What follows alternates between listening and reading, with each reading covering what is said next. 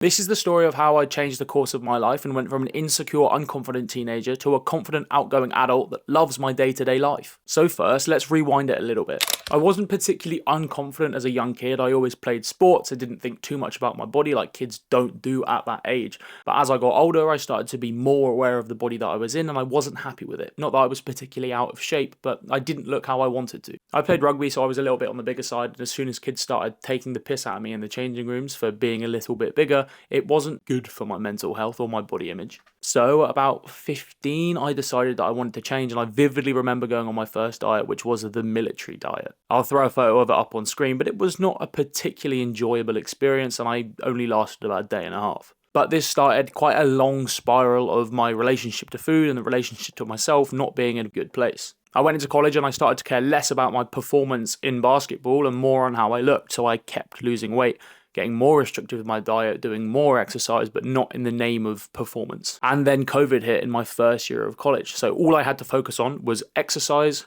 food, and studying. So I did get good grades, but I also got down to my lowest ever weight. I got down to 71 kilos. Now bear in mind that at the moment, I'm about 95 kilos and I'm 6'2". I had a terrible relationship with food. I did have an eating disorder and I exercised all the time. So I was stick thin, and I thought the only reason that I wasn't happy with how I looked was because I needed to lose more fat. I was in a vicious cycle. But then as we came out the other side of COVID and I had friends go off to university, I decided that university wasn't really for me. I wouldn't have got much out of it. And I decided that I'm just going to go and travel. So I went to the Canaries for 2 months, completely alone, completely solo, pushed myself massively out of my comfort zone, and it caused a lot of growth. Did that solve all my problems and turn me into a confident person? No, not at all. But it did teach me a lot, and it pushed me so far out of my comfort zone that I had no chance but to grow. It was a tough time and I did miss home quite a lot, but after 2 months I came home and everything continued as normal.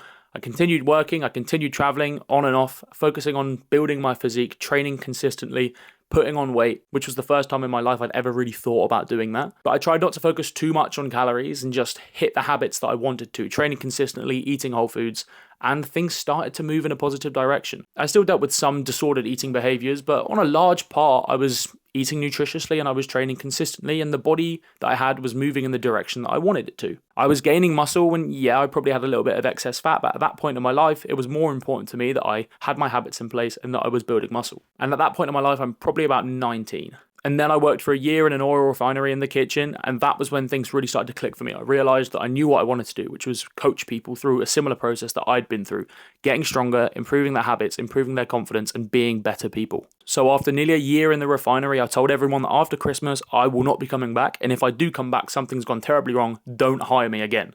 I left, I started making content, and I set up my business in coaching. At that point, it was January, I was 21, so it was 2023, and I gave my all into coaching and building myself. Now, from then to now, I have done things I would never have imagined. I've got my physique to a place that I am super happy. I maintain a relatively lean physique year round and stay in the shape that I'm happy with. My eating habits are the best they can be. I have a social life. I have friends.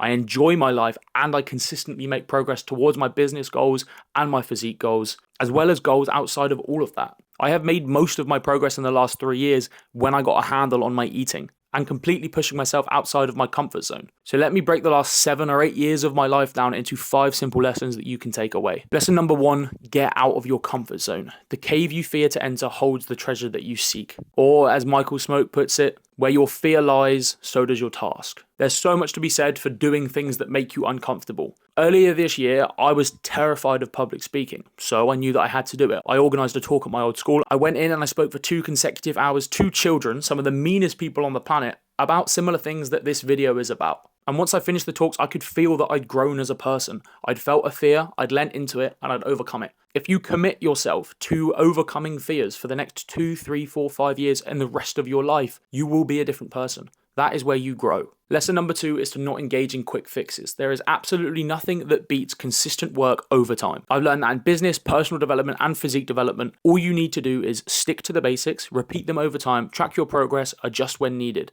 There are no quick fixes that provide any long-term gain. Lesson number 3 is to find an approach you enjoy. It doesn't matter what's optimal if you don't stick to it. Everyone says that, but I do mean it. I've trained 3, 4, 5, 6 times a week. My optimal is between 3 and 4 times a week because I enjoy it. I can push those sessions hard and it allows me to do things that I enjoy. I don't just like training. I play basketball, I run, I ride my bike, I climb. There's so many things in my life that matter to me outside of resistance training that if I didn't have time for those in my schedule, I probably wouldn't stick to it. So find something you enjoy, find something you can repeat and fucking stick to it. Lesson number 4 is to never sacrifice your social life. In my opinion, personal and social development are just as important as physique development. There is no point being in the shape that you want if you have no friends and you're socially inept. Some of the best memories in my life haven't come because of how I've looked. They've come because of the development I've done on myself. Again, pushing myself out my comfort zone, I've figured out things that I enjoy that I wouldn't have if I hadn't worked on developing my social life. Building relationships with people that I care about. It's so important, and if you don't work on developing it, you will regret it. And the final lesson is that long-term change has to come from a positive place. You cannot hate yourself into a body that you love.